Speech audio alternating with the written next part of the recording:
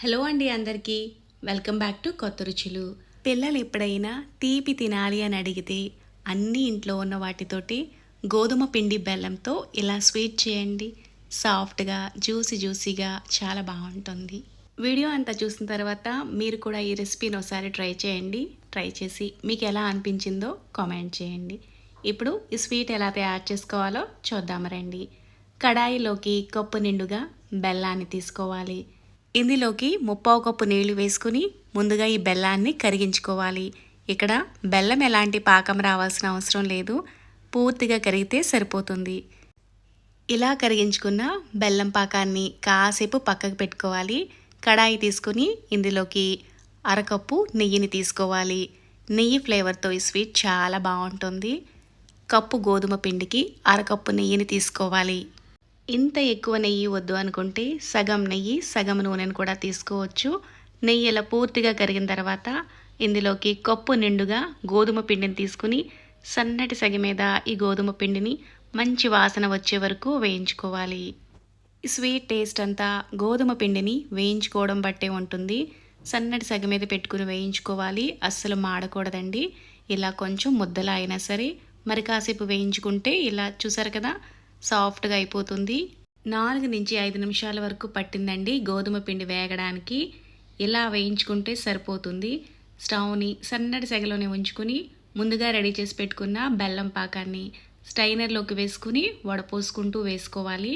ఏదైనా డస్ట్ లాంటిది ఉన్న పాకంలో సెపరేట్ అయిపోతుంది. పాకం అంతా ఒక్కసారిగా వేసుకోకుండా ఇలా కొద్దిగా వేసుకుంటూ గరిటతో కలుపుకుంటూ ఉడికించుకోవాలి. మీరు ఒక్కసారిగా వేస్తారనుకోండి ముద్దలాగా అయిపోతుందనమాట. స్వీట్ ఇలా దగ్గరగా అయిన తర్వాత మరి కొంచెం బెల్లం పాకాన్ని వేసుకుని గరిటతో కలుపుకుంటూ ఉడికించుకోవాలి.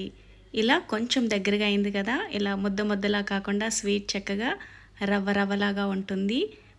ఇలా మరి కొంచెం దగ్గరగా అయిన తర్వాత మిగిలిన బెల్లం పాకాన్ని కూడా ఇందులోకి వేసేసుకుని ఇలా గరిటతో కలుపుకుంటూ ఉడికించుకోవాలి. కాసేపటికి ఇలా దగ్గరగా అయిపోతుందండి. ఇందులోకి కొద్దిగా యాలకుల పొడి వేసుకుంటే ఫ్లేవర్ బాగుంటుంది. కొంచెం అంతా ఫుడ్ కలర్ వేస్తున్నాను, ఇది పూర్తిగా ఆప్షనల్. ఇష్టమైతే వేసుకోవచ్చు, లేకపోతే లేదు. ఫుడ్ కలర్ వల్ల టేస్ట్ ఏమీ చేంజ్ అవ్వదండి. మీరు ఇంట్లో వరకే అయితే ఫుడ్ కలర్ని వేసుకోకపోయినా పర్వాలేదు. ఇదంతా కలిసేలా బాగా మిక్స్ చేసుకోవాలి. స్వీట్ ఇలా దగ్గరగా అయ్యి పాన్ నుంచి సెపరేట్ అయిపోతుంది కదా, ఎలా అయితే సరిపోతుందండి. మరీ ఎక్కువసేపు ఉడికించుకున్నారనుకోండి గట్టిగా అయిపోతుంది. స్టవ్ ఆఫ్ చేసేసుకుని ఏదైనా ప్లేట్కి కానీ లేదా ఇలా గాజు బౌల్లోకి కానీ తీసుకుని విడల చూపిస్తున్నట్లుగా ఇలా సెట్ చేసుకుని పూర్తిగా చల్లారిన తర్వాత ప్లేట్లోకి తిరగవేసుకుంటే ఈజీగా సెపరేట్ అయిపోతుందండి.